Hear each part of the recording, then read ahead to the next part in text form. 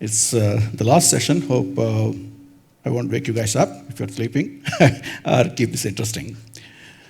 So today, I have touched upon something that we have been doing called FIDO Alliance last year. And this is a follow-up thing. And last year was in the Internet of IoT Forum. This year, we're going to present in a Cloud Security Forum, and thanks to UGS Tech, the company which has sponsored this speech, also the FIDO Alliance member. So what's happening in the industry now? The cloud security, cloud computing has become one of the happening thing now, and it's growing very, very fast, as you guys know. And this is some of the projections that are given by market research, and this is growing very, very fast, as we all know. And the nature of cloud computing also is changing very fast. It's not just about moving the data to the cloud and trying to access from the application standpoint.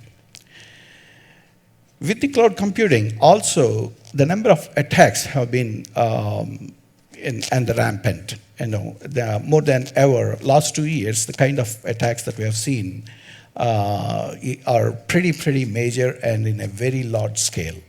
These are very serious attacks. Russian criminals stole about 1.2 billion accounts very recently, a couple of years ago. And bank customers, like phishing attacks primarily, from the application standpoint, not even knowing, without even knowing which one you're accessing to, you will be accessing an application, putting user ID password, and that may not be the application you're looking into, and the other party who is actually receiving that site will now have the user ID and password. And classic malware attacks, where financial transactions, you think you are actually trying to pay for something and for somebody, but in the background, malware actually takes it and does something else with the transaction.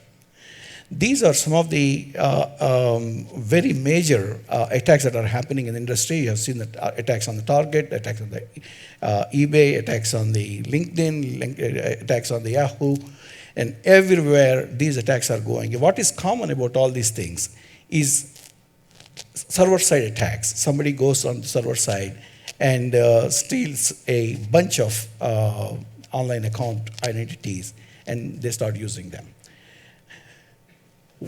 How is this happening right now? If you see conventionally, the authentication, what I'm going to focus today is about the authentication part of it. Some of our earlier speakers, like Andrew from NXP, has spoken about what is the importance of authentication. If we don't authenticate properly, everything crumbles down. Conventionally, any of the cloud computing, the way that authentication happens is you have a device as a user. Either you go and then access the content on the cloud computing side by simply putting a user ID and password into device, and device is what then sends to the backend. Backend systems in the cloud computing, in addition to having user ID and password that comes to, they have their own sophisticated risk analysis and then footprinting and all that kind of stuff, which by the time before you actually go in and give the user ID and password, actually the backend side pretty much know who you are, about 90% of accuracy. And the last 10% is about actually specifically getting user ID and password. So this is the conventional way of how somebody attacks, how somebody actually accesses the cloud resources and cloud information. This is what's happening right now. In all these things, the main problem is somebody actually goes to the cloud by giving the user ID and password. That's the first step that's happening. Passwords is, I think Andrew, which is a security, comes from a company, security company, but he says that he uses about 3 to 4 passwords across 15, 16 accounts that he has. That is from a security person. So that is from a common user standpoint, it is true. All of us have now multiple email accounts, multiple bank accounts, multiple financial institutions accounts, multiple social networking accounts. All these things, we, on a regular basis, close to about 25 times we access. We put our user ID and password according to Microsoft study. User ID and password, we use about 25 times a day, which means there are 25 attack vectors on any given life, in any given person's life. And phishing is a major problem. Not only that, unlike earlier, we are using a varied amount of mobile devices to go and access the backend information. Particularly when you're going more towards mobile computing, you have touch screens. Putting user ID and password is a nightmare. I mean, when most of us keep driving and try to access the information, too many passwords to remember, it's inconvenient to actually enter.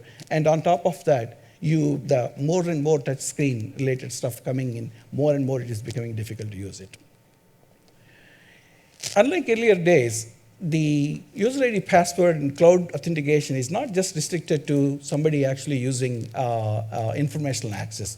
Now the world is changing. Now you are using this for various types of things. It doesn't have to be just information access. It's personal data, security, privacy becomes the main thing. And not only that, personalization.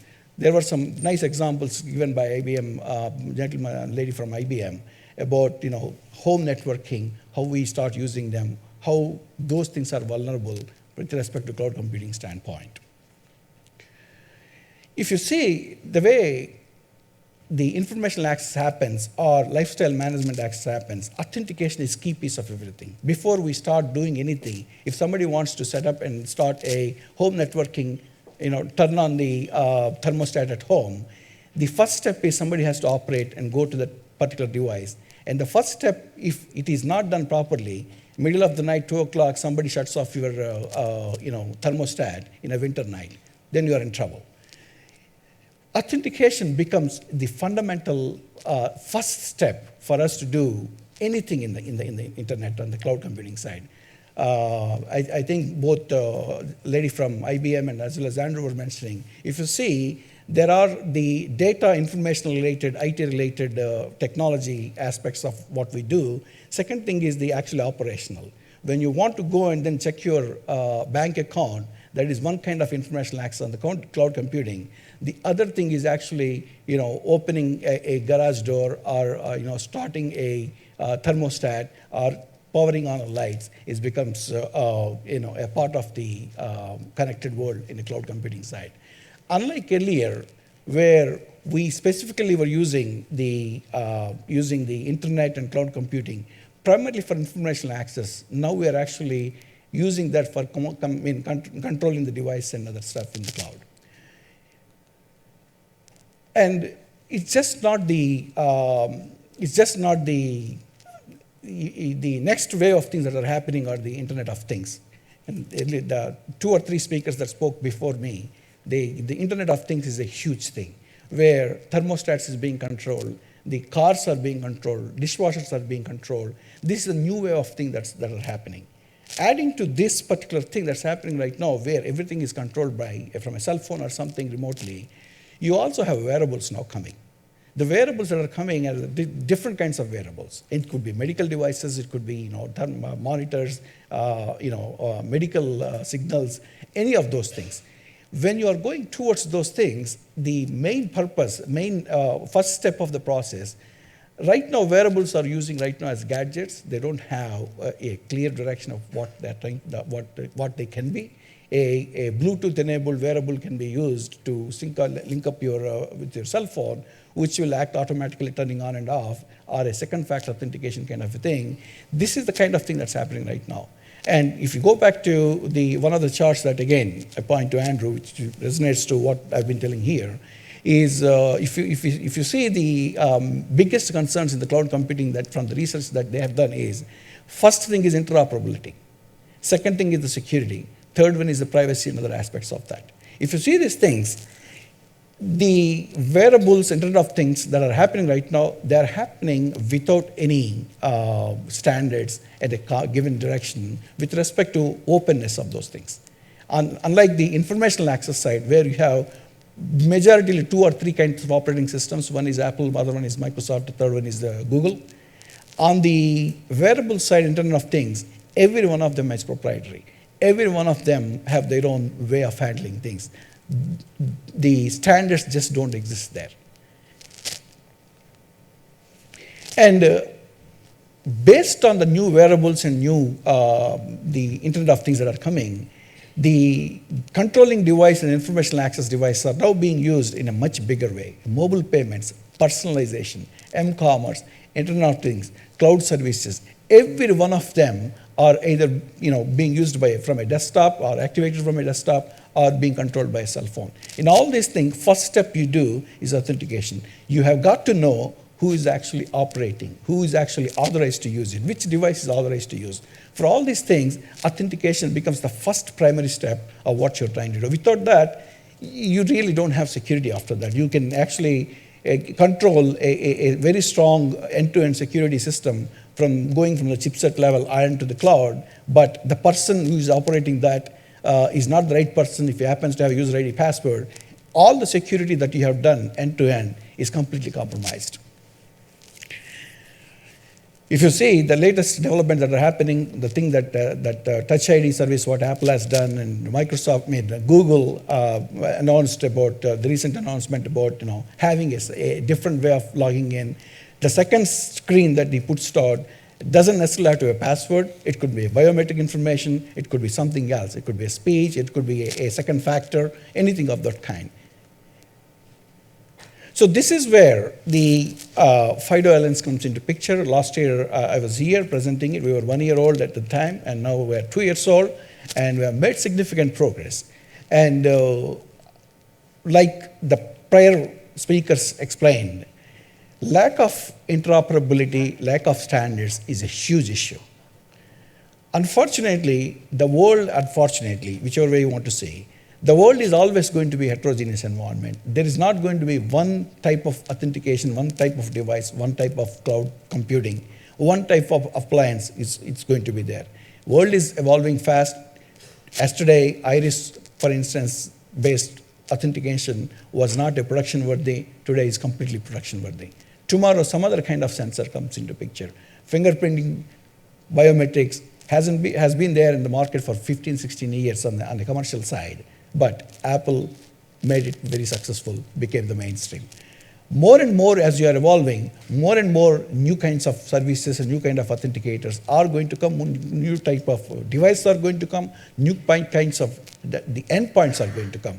You are going to control various kinds of things. A lady from IBM was mentioning about a pacemaker or a medical recorded data sensor emanating data and then going to the cloud. In that scenario, you absolutely have to know whose data is it. I don't want to be putting my son's data as my data on the back-end side. So from this standpoint, you have various kinds of things.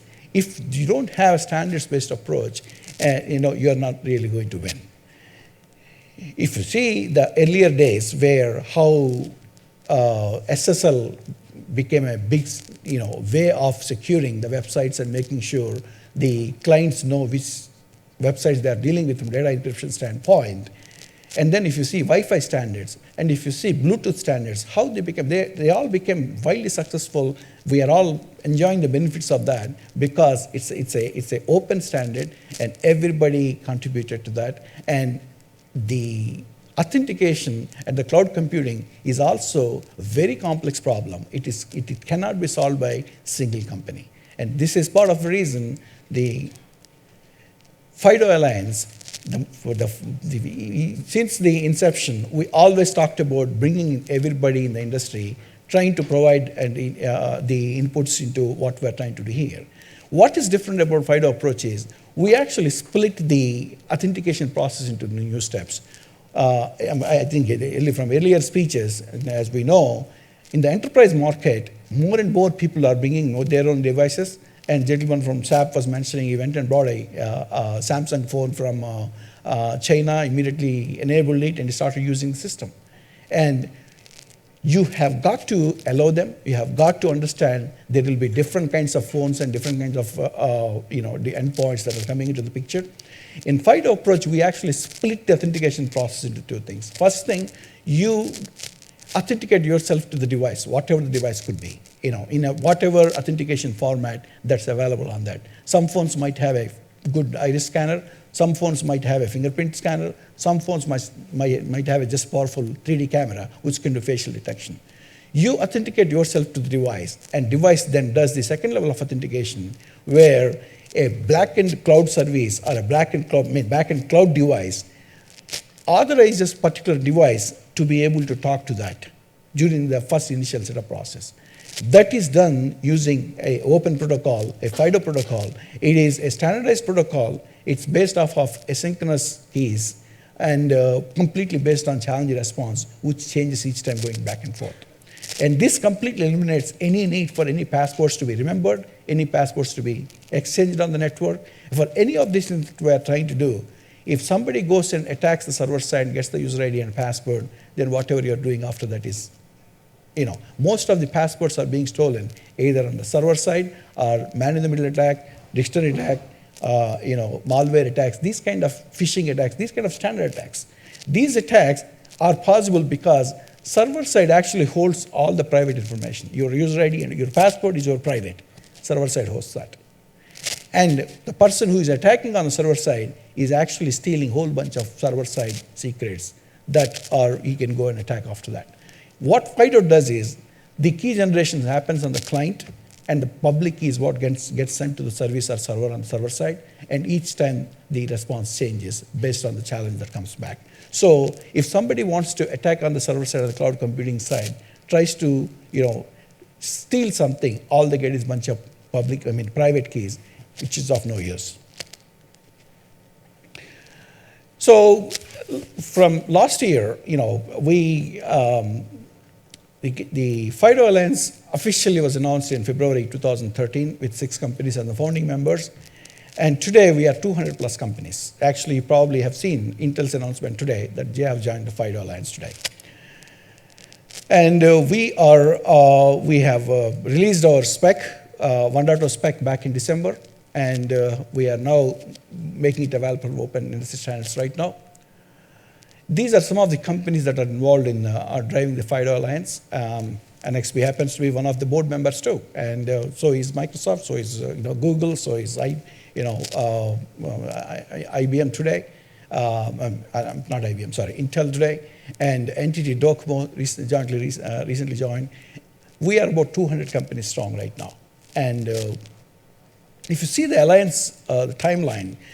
Although the alliance was started, from vision standpoint, back in 2000 by me and a guy from PayPal, CISO called Michael Barrett, we officially launched the FIDO Alliance back in February 2013 during RSA. At the time of announcement, we only had 6 people basically coming in as founding members, and we actually announced the FIDO Ready program back in December 2013. Unlike other standards bodies, here what we have done is, while we are developing the spec, we also have the people who are interested in deploying it. So while the spec is being developed, we actually were writing code. And actually, I happen to be the founder of the company which implemented the first version of the FIDO Alliance UAF spec, which is called Knock Knock Labs. And we have released our specification review draft back in February 2014. And while we announced that, we actually had the real-life deployments, both from Google on the U2F side, UAF side, Alipay, PayPal. Samsung has put in the FIDO components on the client side on the cell phone, Samsung S5 and Note 4 and Note 3 and that kind of stuff. The final spec of 1.2 was released just last in December, and we are on the way to make it available for open standards now. What are the benefits of FIDO? I think somebody in the earlier, I think SAP, gentlemen, you can have a lot of good things that are happening and you can provide a lot of technology, but if it is not easy to use, people are not going to use it. One of the things when we actually designed FIDO, the things that we have kept in our mind is usability has to be the first and foremost criteria. If it is not extremely easy to use, it's not going to get adopted. And when we designed that, we also thought about the security and the privacy is very important. The privacy, the keys that you generate for each service and each cloud on the back end is different for each service that you do it. So there is no trackability between site to site. So you provide the privacy like that. And then there are no more passwords on the wire. Somebody wants to phish it, somebody wants to dictionary attack it, malware in the middle. None of those are possible because you're not actually putting any password on the wire anymore. Security. It's based on security, asynchronous photography, asymmetric cryptography. So each time when the server or a cloud side wants to challenge you, it actually throws a random challenge, you respond to that. That right response to that comes from the specific private key that you have on the client side, which gets released only when you are authenticated. Speed. It is fast. If you're using, if you see what Docomo launched just last week, it is enabled the fingerprinting and also iris scanning at the same time. Today, if you are a Docomo consumer, and you can simply order and do Docomo-based services simply by either touching it, one touch, or one blink, or a one phrase, you just use it and then go from there. It's extremely fast. So 2015 alone, we have made significant progress in the FIDO Alliance. You guys probably have seen Microsoft's announcement that Windows 10 is going to have FIDO at the core, 2.0 at the core. And that has been announced.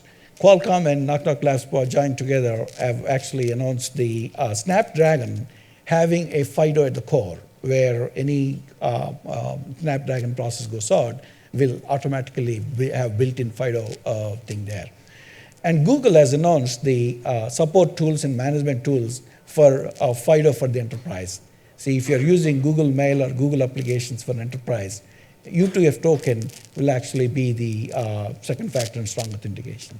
Entity Docomo is one of the most interesting things that we have had for FIDO Alliance, where unlike earlier, where we had PayPal and Alipay type of companies launching FIDO Alliance, FIDO software on the server side, eliminating the password.